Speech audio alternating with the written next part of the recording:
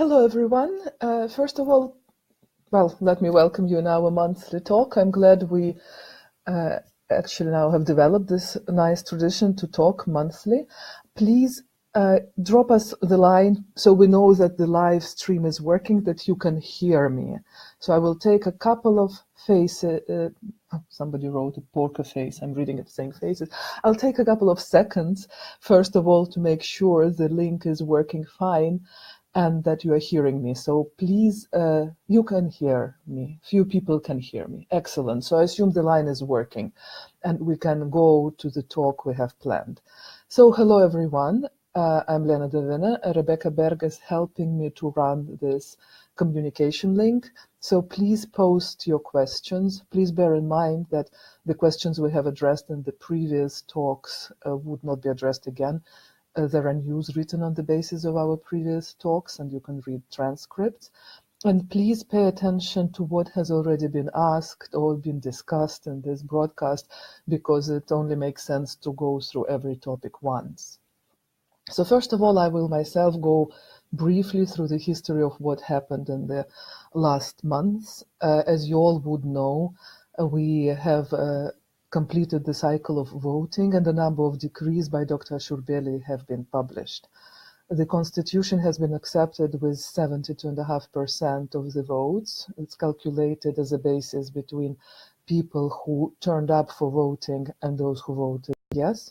So those who turned up but didn't vote are counted as having voted no, and this is the percentage of 72.5%.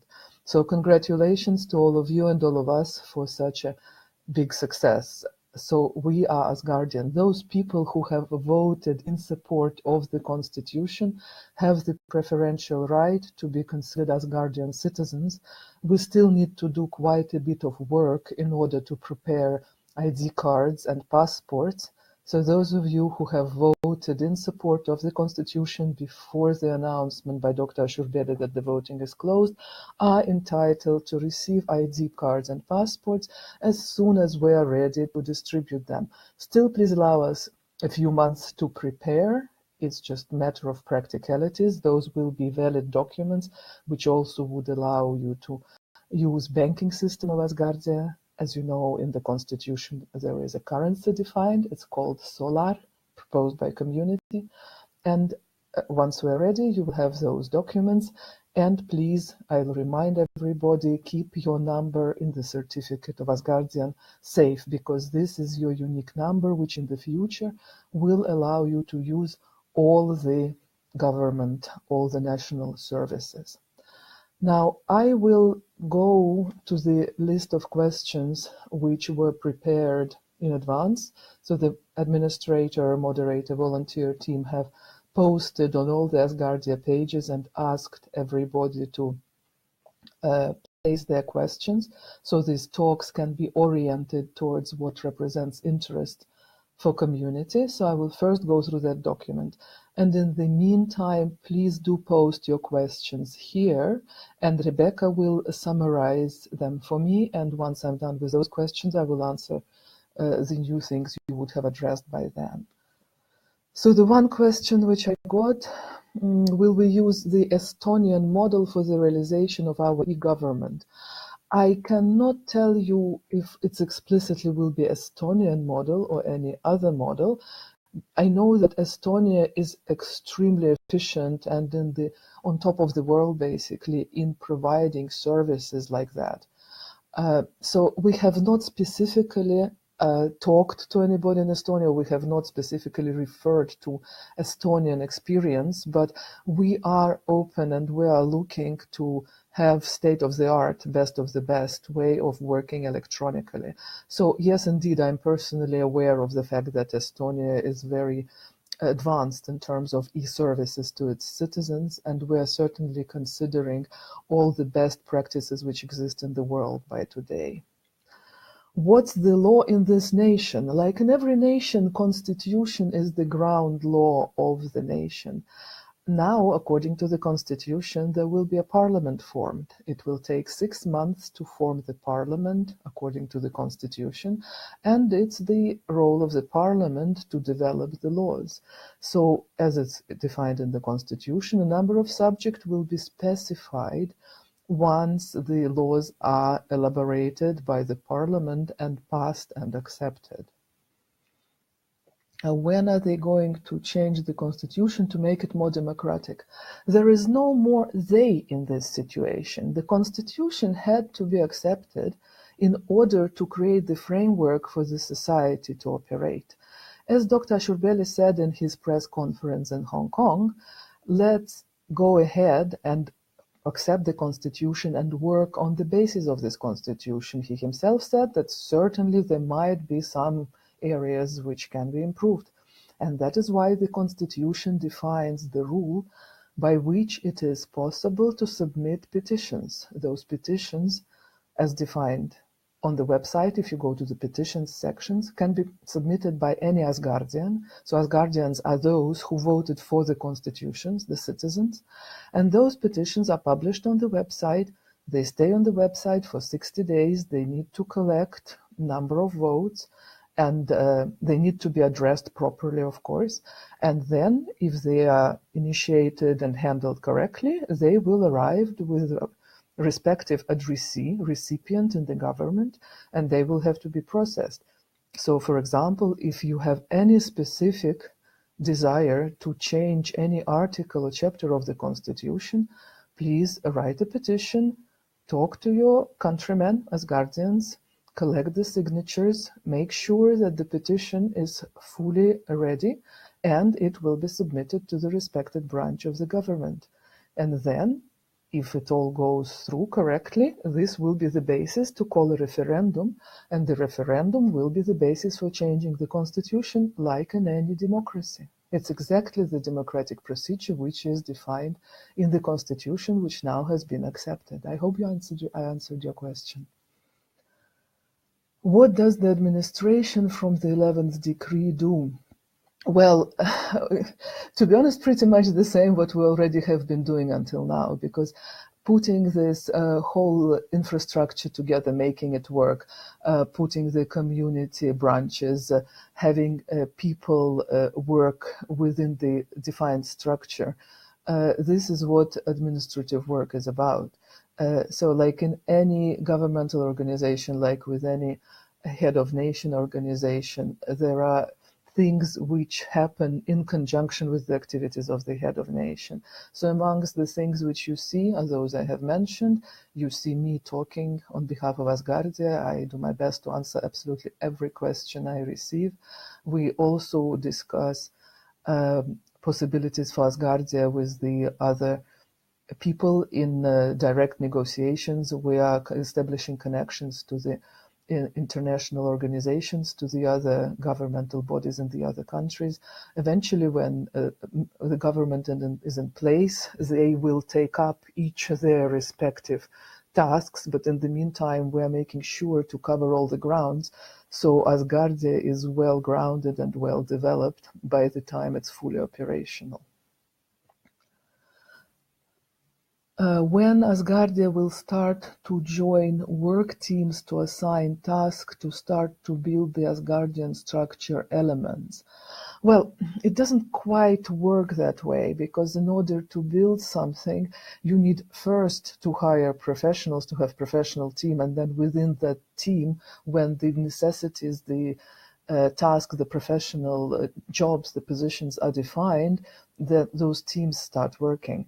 So, of course, while it's great that volunteers can run a lot of the community affairs, the technical work is done by professionals, and those are established professionals, established companies, established engineering, technological, and scientific teams, and they are working in defining the next steps in building Asgardia ground and space segment. So in very plain terms, we are not at the moment hiring. And while we're on it, actually allow me to address one thing. We receive a lot of mails on the citizens' email address, and we receive quite some messages on this page of Facebook in the chat. So first of all, please If you write in English, you can write to both places, but if you write not in English, please write to citizens, because then we have to run Google Translate to be able to understand what it is you're trying to ask. The other thing is, when you write to citizens offering your help, please specify if you are volunteering help. We are not hiring at the moment, so do not send us job applications if we have not posted an open vacancy for a particular position, because simply we at the moment have no opportunity to offer jobs. So if you want to help, please help, but that will be voluntary help. And of course, it can only be help in the area in which you are professional. We do not have training programs at the moment, even though this is the plan to have it for the future. You said that the next step of the voting process would be the issue identity and passport distribution, that identity and passport should be handed hand in hand, and the embassy opening planned for every continent. So indeed, it's planned to have an embassy in every continent, so there will be 6 embassies, but there, of course, can be more consulates, more local representations. It's a bit too premature to talk about it right now. We'll be able to say something about it maybe towards the end of the year, I hope. When you look at the distribution of the number of citizens, can you say with certainty that an embassy would be established in Turkey, Istanbul? No, I cannot say it with any certainty. It has nothing to do with the distribution of citizens. Embassies would be installed in a way which the factors which be taken into account are the infrastructure in the city, the ease of reaching that place from various parts of that continent. There can be some practical considerations, like where already there are infrastructures working under the holding of Dr. Ashurbeli. So it will not have to do particularly with the number of Asgardian population. It can be taken into account, but it certainly will not be the key reason to establish an embassy. At the same time, this answer will eventually be a surprise gift for the Asgardians living in Turkey, especially in Istanbul, who have to take the identity cards and passports away. Well, like I said, it's not a number of citizens is an important denominator that can be for us, for example, a motivation to consider an Asgardian meeting or a conference which we might be holding. It's just a thought. I don't have anything specific in mind. But in terms of installing embassy, there is no particularly plan at the moment to establish an embassy in Turkey. But it's not to say there isn't either. Simply, this is not a consideration. What possibility has Asgardia to be able to help people interested in undertaking in the field of crypto banking? Have heard about BitNation. Asgardia is developing its own currency. It's called Solar, as defined by the Constitution. It's a cryptocurrency. Yes, indeed, we've heard of BitNation. We have top IT experts, top mathematicians on the team, and they are developing protocols based on blockchains, but also going beyond that. I'm not that expert, so I'm not going to say much more than that, but I can assure you that the work is done on the top of the technological know-how related to cryptocurrency available in the world, and indeed that's what Solar will be all about. What are different types of satellites what do they do? What features are planned for Asgardia satellites? Does Asgardia 1 only hold data? Asgardia 1 is holding data which you Asgardians have chosen to upload to Asgardia 1. And it also has some sensors on the perimeter, on the shell. So it's measuring radiation impact on the data storage hardware. This is important because storage of data in space is a promising direction of our work. And solar flares, the space radiation, as you probably know if you're asking this question, are very important elements to consider because they can be detrimental and harmful for life in space, for humans and for hardware. So solar radiation impact, magnetic field impact, everything which is beyond atmosphere is being tested using the sensors on the shell of the satellite. You probably know that atmosphere around the Earth, it's not only the source of breathing air. The atmosphere's different layers of it protect us on Earth against those harmful emissions in space, against the magnetic field radiations, and all sorts of particles which are emitted from the solar explosions, for example. Will a collaboration be considered with companies like SpaceX and Virgin Galactic? Well, first of all, Virgin Galactic and SpaceX are very different companies and they operate in rather different segments. SpaceX is providing launch services amongst, well, other businesses of Elon Musk. Virgin Galactic is not really in the business of independent launch to space as a major supplier. They were talking about parabolic flights until they had, unfortunately, a couple of years ago, deadly accident. So they operate in different markets. In terms of collaboration, again, they're in very different market than Asgardia. They are providers of service. So SpaceX is providing the service, well, transportation service, sophisticated carrier, basically, of delivering people and goods into orbit. So if we have a need in the longer run to use SpaceX to achieve a launch, we can do it. In this particular case, Asgardia 1 satellite is launched on board Cygnus 1 spacecraft. This is an orbital ATK company which provides this launch. The rocket, the launcher is called Antares, the vehicle is called Cygnus. So Asgardia 1 is a payload on board Cygnus vehicle. It's a cargo vehicle which flies to the International Space Station as a resupply mission, only with cargo. It's not a manned vehicle. After a couple of months attached operation to the ISS, it will dedock and fly a little bit higher. It's still a low Earth orbit, but about 100 kilometers higher. And there it will deploy Asgardia 1 satellite as a part of its research mission in the free flight.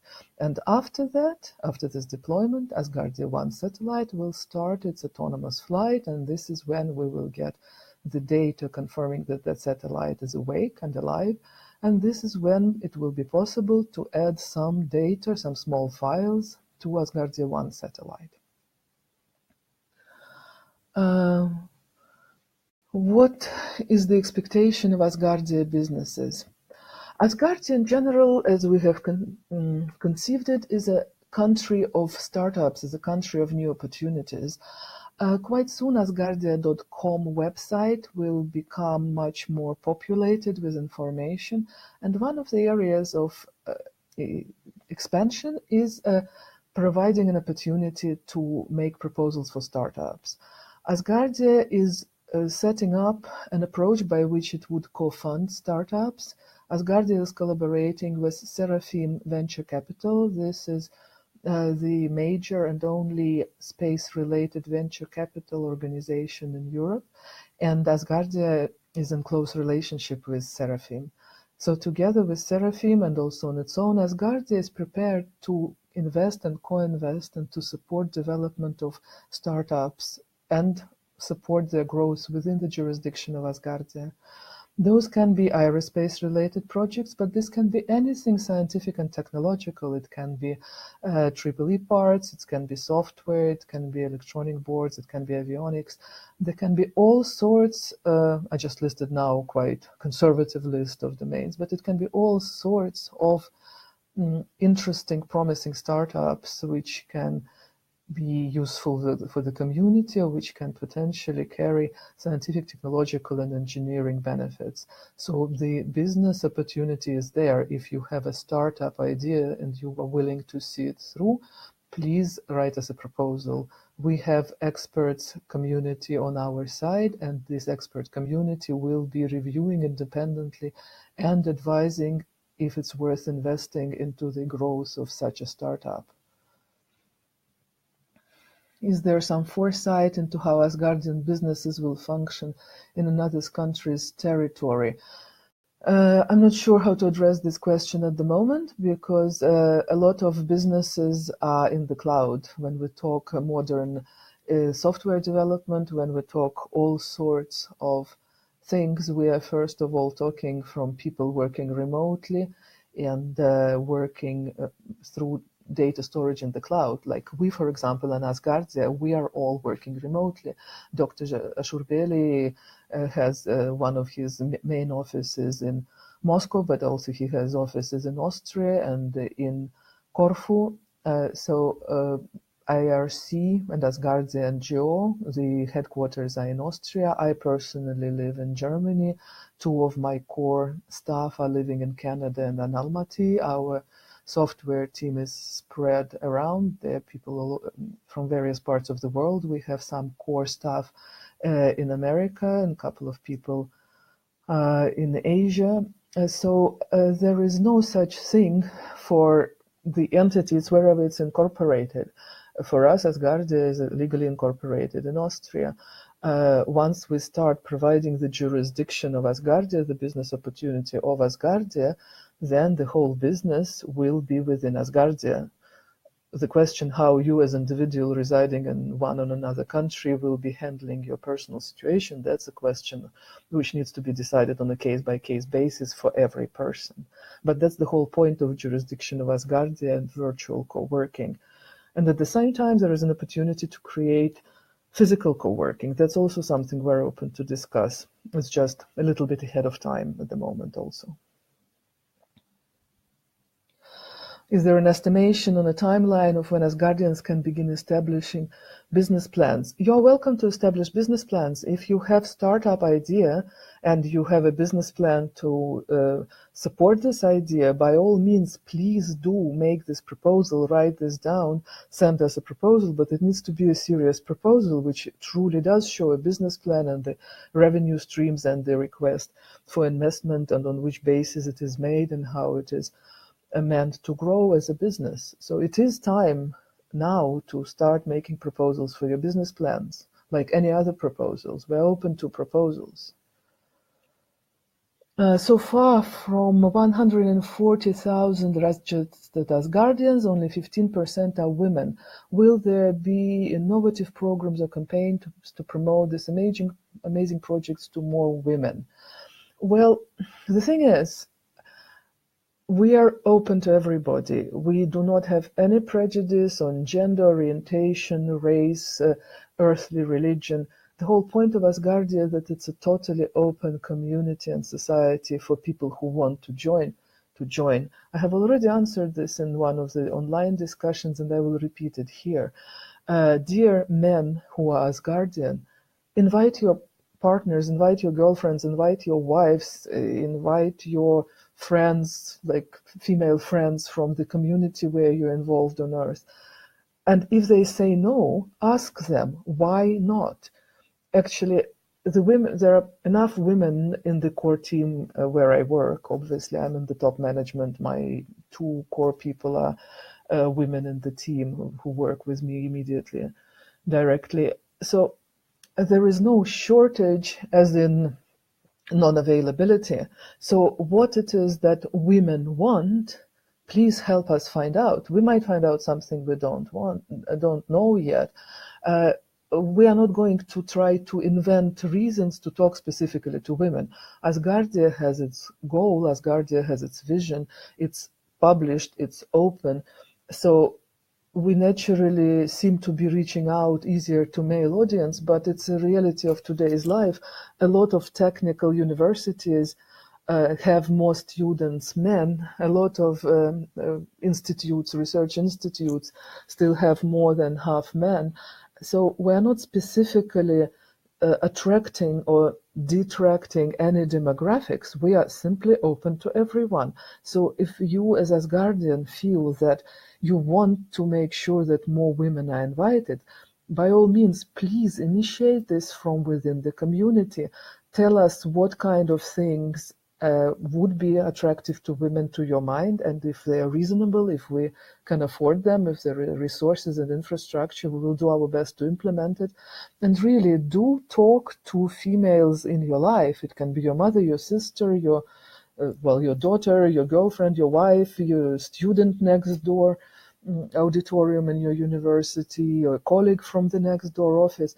Ask her to join Asgardia, and if she says no, ask why not, and see if she says something which is different to the general distrust, because some people, no matter men or women, no matter which race or religion, some people say it's nonsense, I don't believe it, or I'm not interested in space. So it has nothing to do with being a woman. So do your homework and help us make it more attractive to everybody, including women. And that would be a great thing the whole community can do for the benefit of Asgardia.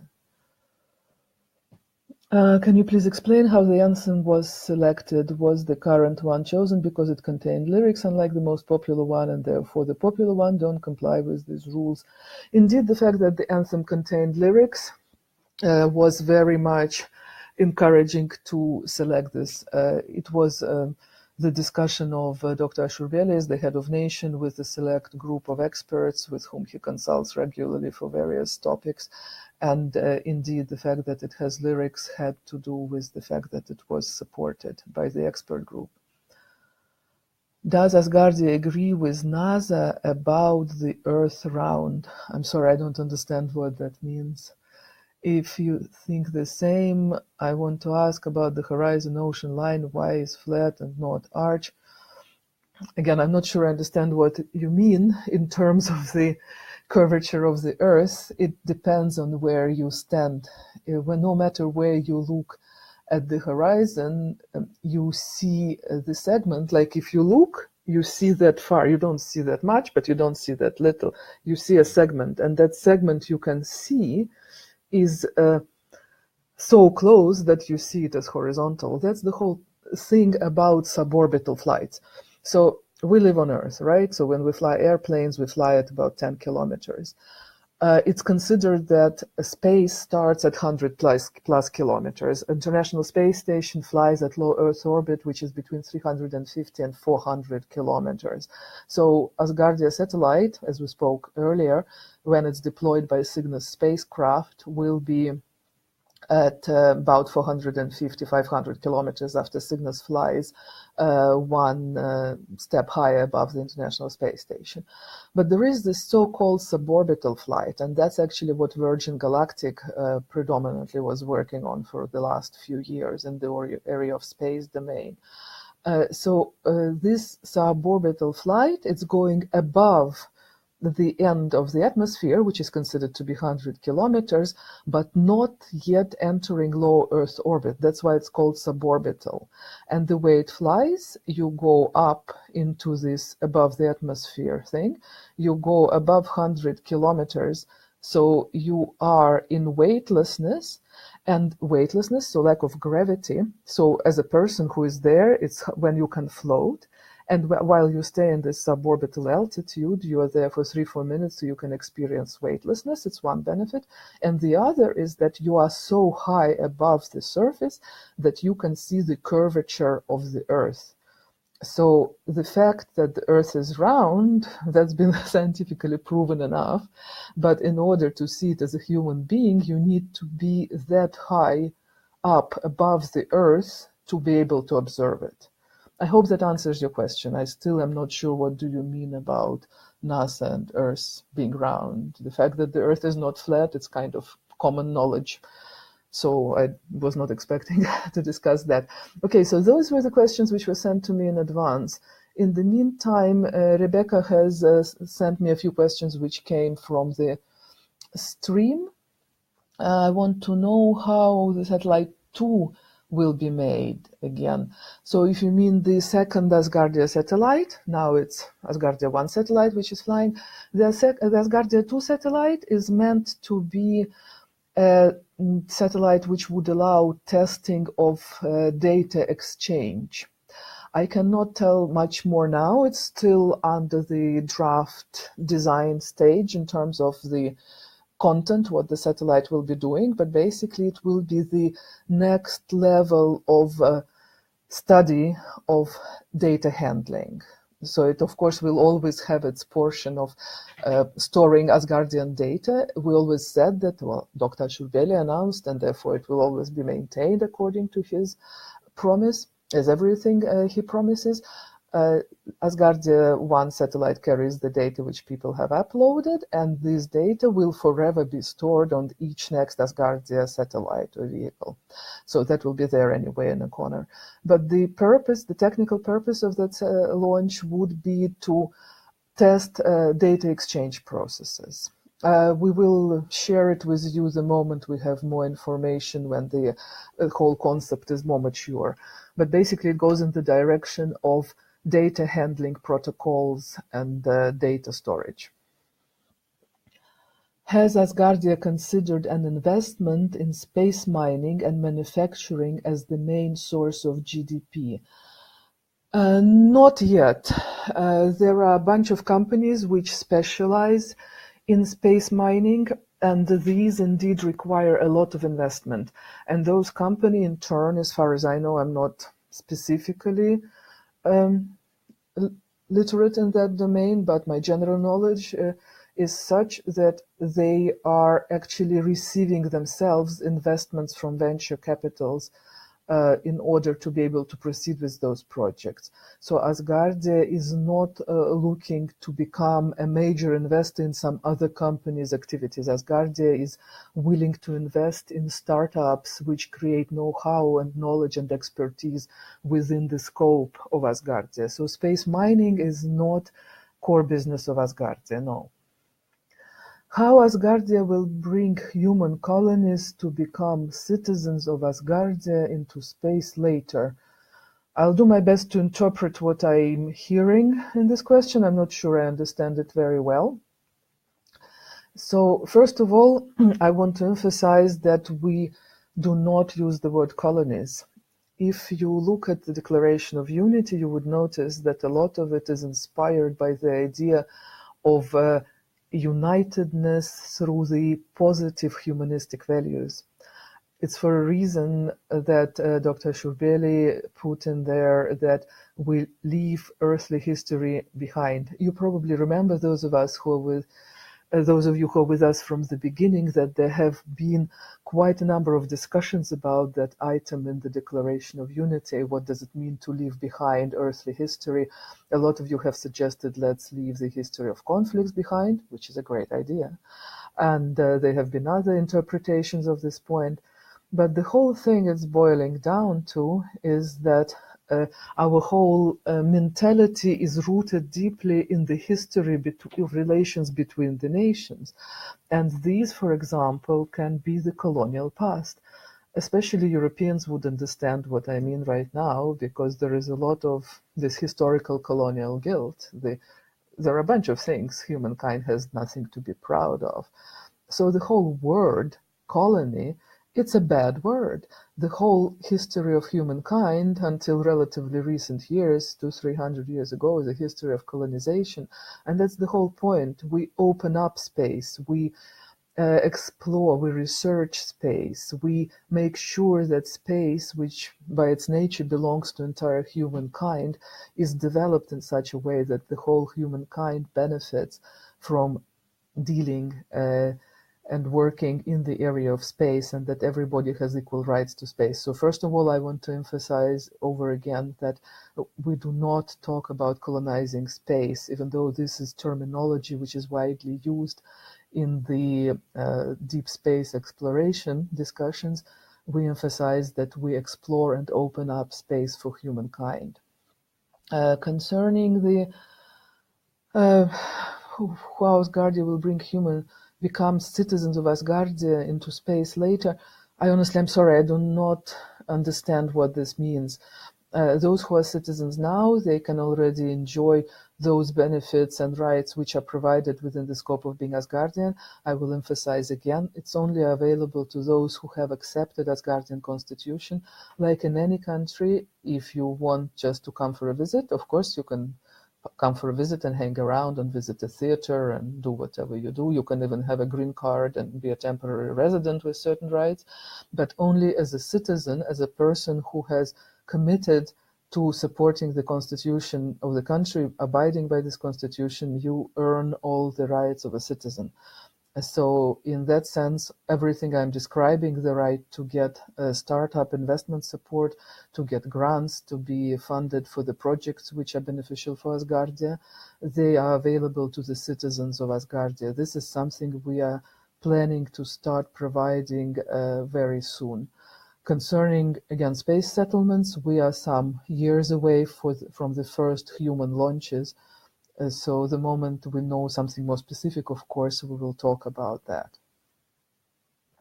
Why is Asgardia setting up the same failed system as Earth rather than using intelligent design to eliminate the need for such system, for example, monetary system, corruptible government system, class system?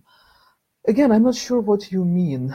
Monetary system, we're setting up cryptocurrency system, which is blockchain proof. It's impossible to create any misleading, any misinformed, any biased decision within the blockchain technology. You cannot fake results in blockchain technology. You cannot transfer money without a trace in blockchain technology. So it's by its own setup, it eliminates corruption and it eliminates any fraud in using the resources of the nation. So therefore, I'm not sure what you mean by by setting up the same thing, because we're setting up exactly the opposite thing. We're setting up a transparent system, which once it's up and running is beyond our control in terms of influencing how it operates. We know how it operates, but we cannot change it once it's been set up and commissioned.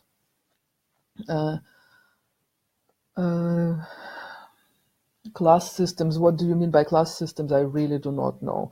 I've just been talking at length that everybody is equal, and therefore we actually are not having any programs dedicated to any demographic group. Quite opposite, we are setting up the transparent and visionary agenda, and Dr. Shurbeli on several occasions spoke about this agenda, gave interviews. You can find a lot of articles online, which was published by major media outputs, major media resources.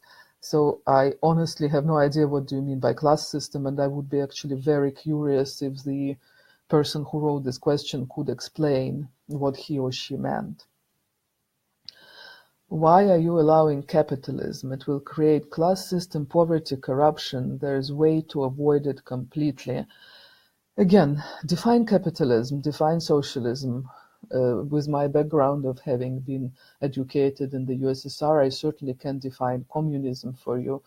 And I can assure you that despite of what was thought at the time in the West, USSR was actually socialism and it was not capitalism. So I honestly do not know what do you mean by allowing capitalism. Again, if the author of this question would please be so kind, send clarifications, or give an example. What do you mean by allowing capitalism?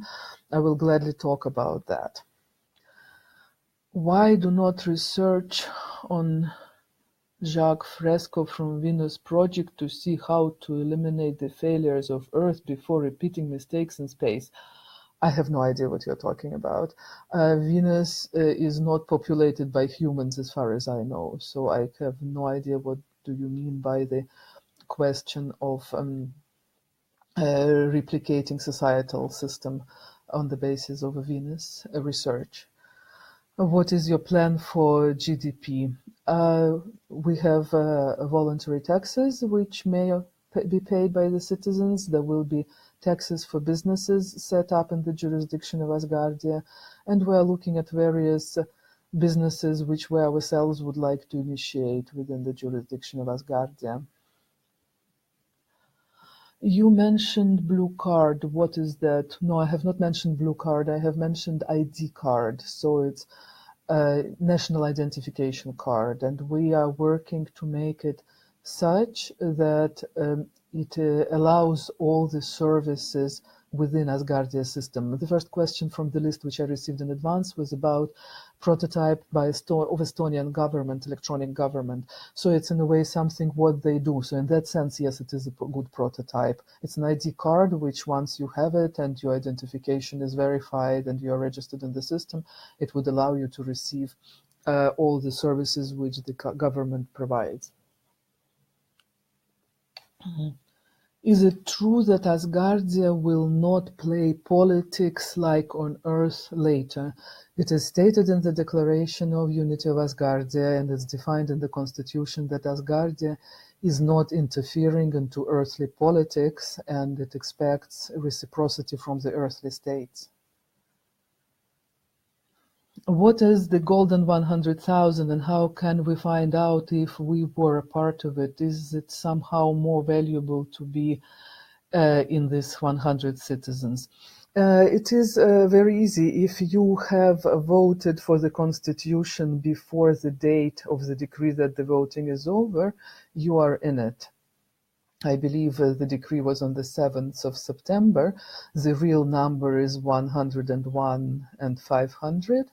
So 100,001 and 500 people. So we symbolically call it golden 100,000. So these are the people who voted in support of the constitution in this first voting term. Once this voting has finished, Asgardia is still, that's how the constitution was accepted. It's the percentage of the population who voted yes, calculated against the total number of people who showed up for voting. Everybody who showed up for voting but did not vote yes, even if they went to that website for as short as 1 second, are counted as having said no. So the golden 100,000 are those people who really said yes before the voting was closed. And these people are already now considered citizens. So once we're in the position to provide ID cards and passport and services, these people are immediately entitled to claim their citizenship, and it does not have any other administrative or extra delays or reviews, as long as people, of course, identify themselves. If it turns out that people have lied about who they are, that's another matter. We will only issue identification to people who came to present themselves at the nearest consulate, providing their real documents, identifying themselves as real people who are not lying. We will not create ever any documents which can be fraudulent. We are very, very particular about the transparency and the reputation of Asgardia. So yes, this 100,000, golden 100,000, have a benefit of having this right already. Everybody who can register for Asgardia now would be offered to vote for the constitution. Voting for the constitution entitles the applicant to gain citizenship eventually, but from now on this would be postponed until this Ministry of Citizenship starts operating.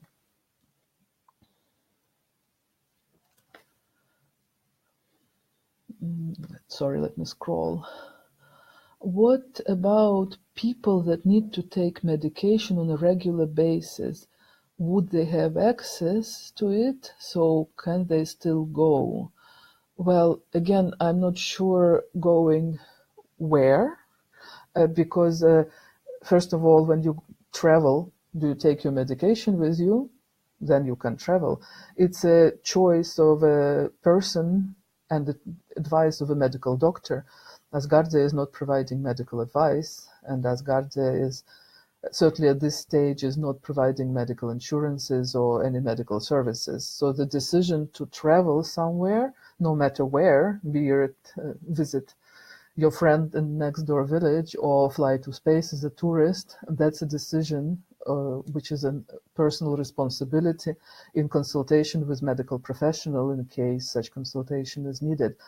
And okay, if one needs a medication, but for the rest can travel, then it's what you do. I personally take tons of painkillers after take long airplane trips because it's quite tight to sit for many hours on the plane and to handle a lot of luggage. So like I'm going to Australia for the International Astronautical Congress next week, and I fly economy all the way from Europe to Australia, and I carry 2 huge suitcases because I have a lot of PR materials. Trust me, I will eat a lot of painkillers by the time I land from all the uncomfortable sitting and carrying heavy luggage. So, but it's my choice. I want to travel, I want to work, so I take my painkillers. So it's the same. If you can travel but you need some medication, it's your personal choice and you're free to do so. Previous question refers to space arc. Space arc is far away. Again, there are chronicle conditions which allow space flight, or there are chronicle conditions which don't allow space flight. It has nothing to do with the providers of the flight opportunity. It has to do with the medical advice of a medical professional who prescribes medication. When will you send the satellite launch date? In the current published schedule, it is 10th of November, but there are always chances in the launch schedules that they get delayed. This is quite normal. Space launch business is a test business. It's not a operational business. It's still considered, every space launch is still considered a test activity. So the fact that launches slip is quite normal. It's just part of the trade. The current announced date is the 10th of November. The satellite is ready. All the data which have been provided to us until the 8th of September have been uploaded to the satellite. So as far as Asgardia is concerned, all the work is done. It's really a question of the decision of the launch provider. How will be weather on Asgardia, and will be there nature and big gardens and seas? Thank you. Environmental system and layout in Space Arc. This is a lovely question. It's a bit of a science fiction question at this phase, even though it's very warm and thoughtful to think that far, and I personally enjoy talking about it.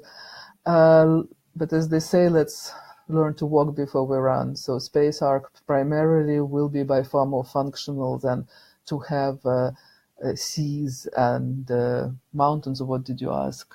Big natural resorts. There will be a functional life support system. And of course, with age, it will be built out and will probably look similar to how science fiction movies look now. But this really is a bit premature discussion, even though it's an extremely nice one.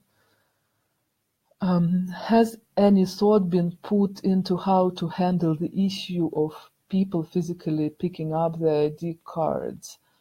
Yes, we will be, again, a lot of more detailed thought will have to be put into it, but people will have once in their life physically to present themselves to the consulates. So there will be one embassy per continent. There will be consulates which are spread out. Maybe there will be temporary locations, for example, like fly-in service in a particular city.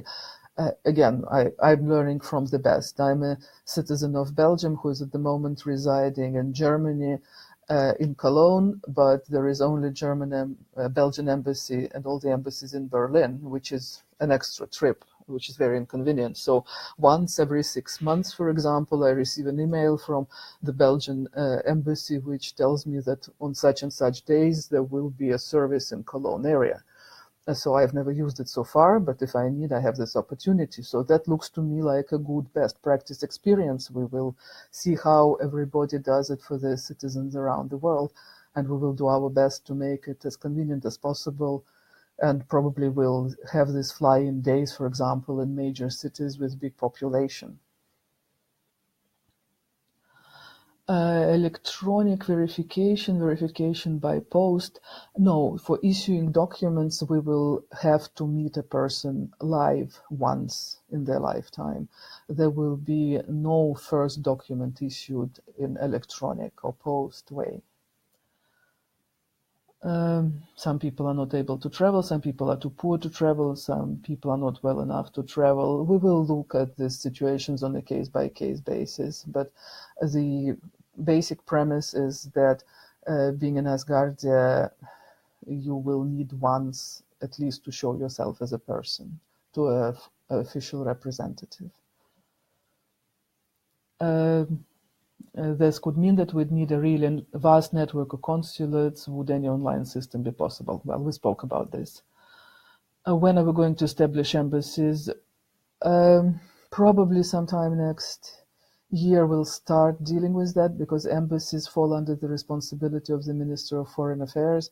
Minister of Foreign Affairs is one of 12 ministries which are to be available in the government system and the government structure once it is established. So it will be one of the first tasks of the Ministry of Foreign Affairs. In terms of the timeline, as you know, parliamentary elections have been initiated, the instruction has been given. It will take about 6 months. We hope to arrive with the working parliament in March, with the full parliament in session. And then after the full parliament is in session, there will be appointment of the government. So one of the ministries, Ministry of Foreign Affairs, will have to do as one of its first action, establishment of the embassies. So hopefully it will be in the first 6 months of the next year, maybe a bit longer, but anyway, in course of the next year. So what about education? At the moment, we don't have any particular program for education defined. So has the application been made to recognize Asgardia as a state by the UN? It's not so black and white. The paperwork is being prepared, and at the same time, contacts are being initiated with the other countries, with the countries on Earth. There is no such thing as a set of requirements to be met to be appointed a state. So United Nations, indeed, it's a gathering of states, gathering of countries, but there is no set of formal criteria by which United Nations would grant anybody a status of a state or of a country. So indeed, we are preparing an extended set of documents for the United Nations to start working with them, but it's not like, please accept me to become a member. It doesn't work like this. So the work is ongoing. That's the most sensible answer to this question. So I see that in this chat where Rebecca is summarizing the questions for me, I'm done with all your questions. I'm also done with the questions which were posted in advance. There were a couple of other points I wanted to make myself. They are organizational points. So I will be in Adelaide in the International Astronautical Congress next week. Well, towards the end of next week. It takes a couple of days to get there and to reboot the head. So my plan is, I will do my best to bring it to fruition, is to make several live broadcasts from the exhibition area. Our partners who help us with the launch of the satellite, Nanarax, will be present there. So one thing I am intending to do is to talk to Jeff Munber. You probably would have seen his talk in the Hong Kong press conference also.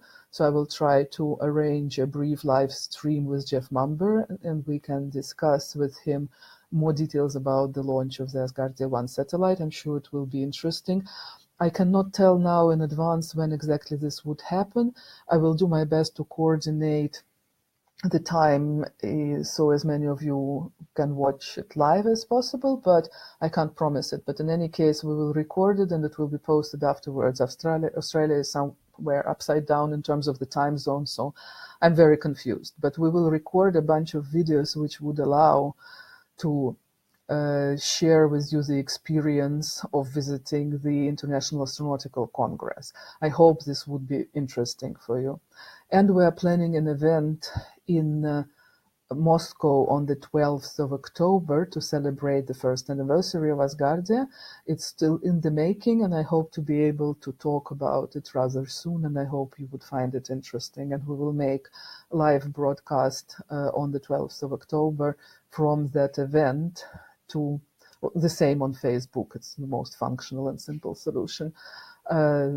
It's planned for 12 o'clock Moscow time on the 12th of October. So if you can now already book it in your agenda if you want to watch it live. So that's the immediate plans for the future. And of course, if there are enough questions which come up within 1 month, we will continue making monthly broadcasts. In practical terms, I also wanted to mention it. A bunch of people are adding themselves as friends to me on Facebook. I don't mind, but I don't accept friend requests if I don't see a single friend in common. So if I really don't know the person and I don't see through which common friends this person may be connected, I don't accept those friends requests. I apologize if any of you are Asgardians and we haven't had friends together, because otherwise I really don't know to whom I'm connected, and that doesn't make any sense. For people who write me private notes on Facebook, I would encourage you first to consider if maybe the questions you have can be answered through the chat on this page or through the citizen's email, simply because my colleague who is working there actually has enough information and more time to answer to you in more detail. So if you find that it's absolutely necessary to write to me, okay, it's a free world, but if I refer you then still to this page and chat, or to citizens' email, please don't be offended. It's just I have a person whose job is to answer the questions to the best of our abilities. I'm not able to answer these questions myself. And I appreciate all the notes, again, sent to me privately saying hi and nice to meet you and all that. But again, I apologize, I cannot answer to those notes. I do not answer when there are no specific questions which concern me and require my personal participation. Again, my apologies, but I really hope you understand. I see that the questions which Rebecca is posting to me are running out, and I see that my wonderful colleagues are summarizing it by saying that there will be transcripts and then there will be written translations. So unless Rebecca tells me that there are more questions we need to discuss today, I suggest we finish this particular discussion. Again, I thank you all very much for spending this hour with us on your weekend. It's very rewarding to know that so many people are interested, and I thank you all very much for all your questions, all your critical comments, I really appreciate the questions also where you raise your skepticism, maybe, because indeed Asgardia is something out of this world, and it's very unusual and it's very extraordinary and it's visionary. So the fact that it can cause some distrust is very humanely understandable. So please do have these questions coming. It's what we're here for, and this is what our monthly meetings are for. It's your right as a citizen, it's your right as a follower to share your concerns. And if some answers are, I will tell you later, it's honestly because I don't have the full answer today. And that's what our commitment to honesty and transparency is about. When we know something, we tell you. When we don't yet know it, we also honestly tell you that we don't know it yet. And then it's of course up to you to understand and to comprehend and to embrace it in you that Asgardia is something for you. And it is something for me, therefore I'm here and I really enjoy talking to you. So I have a note from Rebecca that it seems that the questions are all answered. So thank you all very much for spending the time. Thank you, my dear colleagues, for running this and for making a transcript further to it. And goodbye and have a wonderful weekend. And we talk soon, and I'll try to send you some interesting videos from Australia. Bye.